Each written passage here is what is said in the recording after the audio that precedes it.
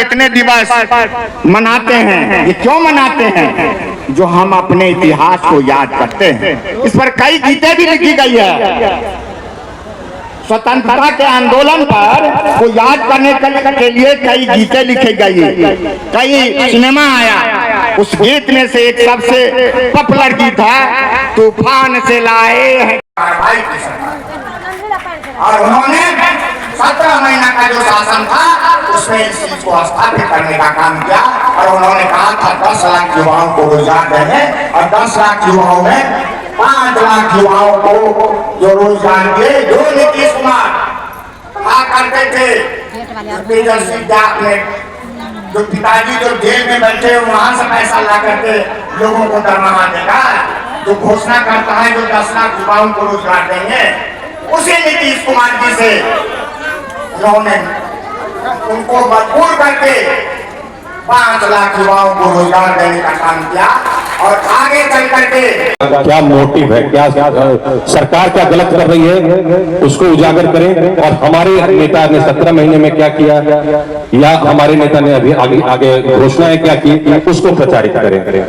एक बहुत साधारण तरीका है, पंचायत स्तर पे सभी साथियों को, मैंने तो पहले भी कई जगह कहा है, बूथ स्तर पे ग्रुप होना चाहिए, व्हाट्सएप ग्रुप बूथ स्तर पे होना चाहिए। चुनावी प्रबंधन में हमारे पूर्व के वक्ता ने भी बताया है कि वोटर्स का शनाख्त होना बहुत जरूरी। हम लोग के पास अपना खुद का भी अधिकार है, फेसबुक, हम लोग के पास खुद का एक स्रोत है व्हाट्सएप। तो इन सब चीजों को अगर हम लोग मजबूती से उपयोग करें तो हम लोग अपनी विचारधारा को, हम लोग अपने नैरेशन को, जो हम लोग का मंतव्य है, उसको समाज के बीच रख सकते हैं। तो इस सोशल मीडिया का उपयोग बड़ा ही ट्रिकी होता है, बहुत ही तकनीकी चीज है, तो बहुत कोमल होता है इसका इस्तेमाल। आप सही से करें तो इसका सही रिजल्ट निकलेगा, और अगर सही से नहीं कर पाए तो लोग ग्रुप से छूट निकल जाते हैं ना ज्यादा मैसेज डालने पर। तो मैं इन्हीं सब बिंदुओं पे चर्चा करूंगा कि किस तरह हम लोग अपने विचारधारा को सोशल मीडिया के माध्यम से आगे बढ़ाएं, और क्या समस्याएं आती है सोशल मीडिया पे, किन सब चीजों को हम लोग को झेलना पड़ता है, उससे बचने का बहुत लोगों।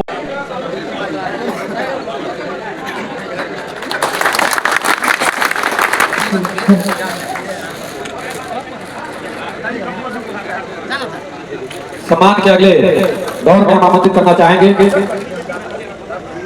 सिंहेश्वर के विधायक और सुपौल के लोकसभा के प्रत्याशी रहे आदरणीय श्री चंद्रहास चौपाल जी। आदरणीय तेजस्वी यादव जी के निर्देश पर चल रहा है। इसी क्रम में आज हम लोग आपके बीच उपस्थित हुए। इस कार्यक्रम की अध्यक्षता कर रहे, संचालन कर रहे मदन पासवान जी, हम लोग के बड़े भाई, पार्टी के मजबूत स्तंभ भोला प्रसाद यादव जी। रोटी जल जाती है, नेता को बदलिएगा नहीं तो नेता तानाशाह हो जाता है। अनुशंकर जी तानाशाही हो गए हैं, इसीलिए ऐसे तानाशाह को हटा के लोकशाही हम लोग को लाना है। क्या मुखिया जी? बहुत बहुत धन्यवाद। कोई बात नहीं। आज राजद के द्वारा यहाँ पर सामाजिक परिचर्या कार्यक्रम का आयोजन किया गया, क्या कुछ कहना चाहिए आप? आज के इस कार्यक्रम हर 100% सफल रहा। पूरे विधानसभा के सभी पंचायत के अध्यक्ष और सभी क्रियाशील सदस्य और बूथ कमेटी से जो भी लोग जुड़े हुए थे, सारे सदस्यों की भागीदारी हुई। सभी जात, सभी बिरादरी, सभी मजहब और सभी वर्ग के लोगों की हिस्सेदारी हुई है। आज व्यस्ततम दिन है, शादी का आज गजब माहौल है, और शादी के बाद भी गर्मी भी आज उफान पर है। इस विपरीत परिस्थिति में ये हजारों कार्यकर्ताओं की भीड़ यह साबित करती है कि खजौली विधानसभा में राष्ट्रीय जनता दल पूरी ताकत और पूरी तत्परता के साथ, मजबूती के साथ 25 का चुनाव जीतेगी। और यहाँ राजद संगठन में कोई टूट फूट, कहीं कोई झंझट नहीं है। हम सभी राजद परिवार एकजुट हैं और एकताबद्ध हैं, जिसका नमूना आज राजद के कार्यकर्ताओं ने पेश किया है। ये कोई मोदी जी की मीटिंग नहीं थी भाजपा वालों की, जिसमें भारे पर लोग लाए जाते हैं। सर, राजद के पास मुद्दा क्या है? मेन मुद्दा बताइए सर। राजद के पास मुद्दा है ये जो महंगाई, भ्रष्टाचार, अफसरशाही, ये जो लोकशाही पर नौकरशाही हावी हो गया है। कार्यकर्ताओं, राजनीतिक कार्यकर्ताओं की कोई महत्ता नहीं रह गई है। आम आवाम परेशान है, भ्रष्टाचार, घुसखोरी चरम पर है, हत्या का माहौल बना हुआ है, हत्यारा सरेआम छुट्टा घूम रहा है, पुलिस कार्रवाई कुछ नहीं कर रही है, पैसे पर अपराधी छुट्टा घूम रहा है, और जो अपराध नहीं करता है, निर्दोष व्यक्ति को सजा मिलती है, पुलिस हवालात में बंद करती है। इसके दर्जनों उदाहरण हम लोग के पास में है। हम इस इलाके के रहने वाले हैं। शराबबंदी के नाम पर क्या हो रहा है? पहले शहर बेचैन होता था, गांव में शांति होती थी। तो क्या सर आज की स्थिति ऐसी बनी हुई है कि गांव में रहना लोगों का मुहाल हो गया है। गांव अच्छे लोगों का अब नहीं रहा, गांव अपराधी के हाथों में चला गया है। क्योंकि नौजवान को पैसा मिलता है, वो अपराधी की ओर बढ़ रहा है। शराबबंदी तो एक जुमला है। शराबबंदी के नाम पर नौजवान को अपराधी बनने का एक बहुत बड़ी साजिश है। ये समाज विद्रोही काम कर रहे हैं। नीतीश कुमार तो मर गए, नीतीश कुमार जिंदा कहाँ है? जिनका जमीर मर जाता है वो व्यक्ति पहले मरता है।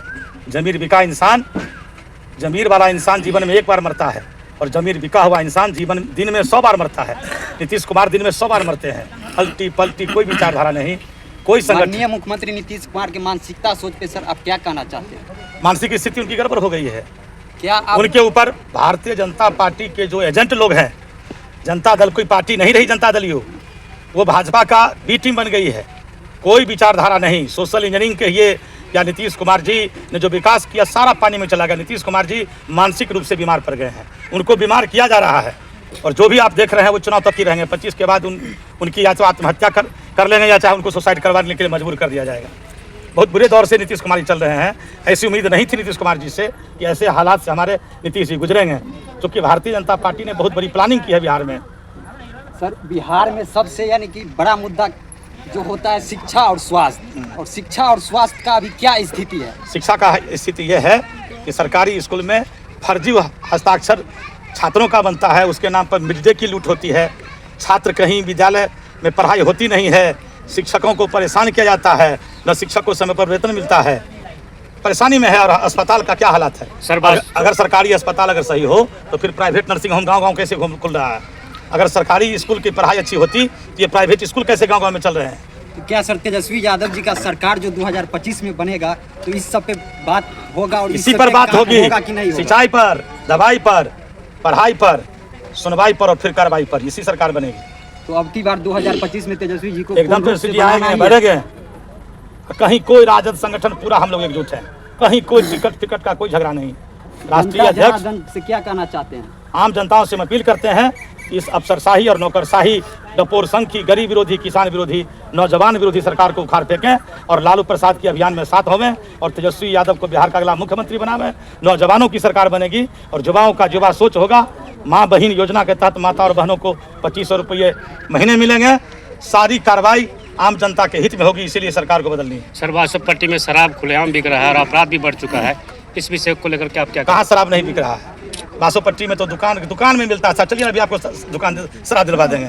सर एक बात बताइए, नीतीश कुमार जी कहते हैं कि दारू बंद है, लेकिन बिहार के अंदर होम डिलीवरी सर्विस अभी हो रहा है, तो इस पर आप बोलिए ना। क्या बोले हम होम डिलीवरी पर? हमसे ये संभलने वाला है क्या? सरकार का सारा तंत्र फेल है। सारे अफसर लोग शराबबंदी के नाम पर लूट रहे हैं। थाने की पोस्टिंग होती है 20 लाख पर, दरोगा की पोस्टिंग होती है 20 लाख से, डीएसपी की पोस्टिंग 50 लाख से, एसपी की पोस्टिंग 1 करोड़ में। कहाँ है? क्या हो रहा है? सो पहले बताइए। चलिए किसी थाने में, चलिए थाने में केस करवाने, बिना पैसा का एफआईआर नहीं होगा। कहीं कुछ हो रहा है क्या? निर्दोष लोग मारे जा रहे हैं, हत्यारा छुट्टा घूम रहा है। शराबबंदी के नाम पर नौजवान गुंडा बन रहा है, अपराधी हो रहा है। नीतीश कुमार जी का सारा जुमला फेल कर गया और नौजवान इतनी बड़ी आबादी अपराधी हो रहा है कि न जाने कल क्या होगा। अगर आप और हम लोग जिंदा हैं तो अपने भाग और भगवान के भरोसे जिंदा हैं, किसी को कोई सुनने वाला नहीं है। थाना हो या ब्लॉक हो, चलिए अंचल में, चलिए ब्लॉक में, बिना पैसे का कोई काम हो रहा है। दाखिल खारिज के नाम पर, रसीद कटवाने के नाम पर, सर्वे के नाम पर 10,000, 20,000, 50,000, लाख रुपया की वसूली होती है। मुखिया जी है मढ़िया पंचायत के, पूछ लीजिए क्या आलम है। भ्रष्टाचार की गंगोत्री बह रही है। क्या सर आप मढ़िया पंचायत का मुखिया क्या कहना चाहते हैं? हम कहना चाहते हैं कि इस सरकार में जो भ्रष्टाचारी चरम सीमा पर बढ़ गई है, अफसरशाही हो गया है। एक भी अफसर नहीं सुन रहे हैं, पब्लिक जाते हैं तो वहाँ से मुरझा कर आते हैं। खजौली विधानसभा इस बार जो है रिकॉर्ड बन रहा है, एकदम बन रहा है। इसमें सर बहुत ही जनता का कहना है कि किसको टिकट मिलना चाहिए, ऐसा कौन सा नेता, इस पे क्या कहना चाहिए? सिर्फ हम लोग को भूतपूर्व विधायक माननीय श्री सीताराम बाबू को टिकट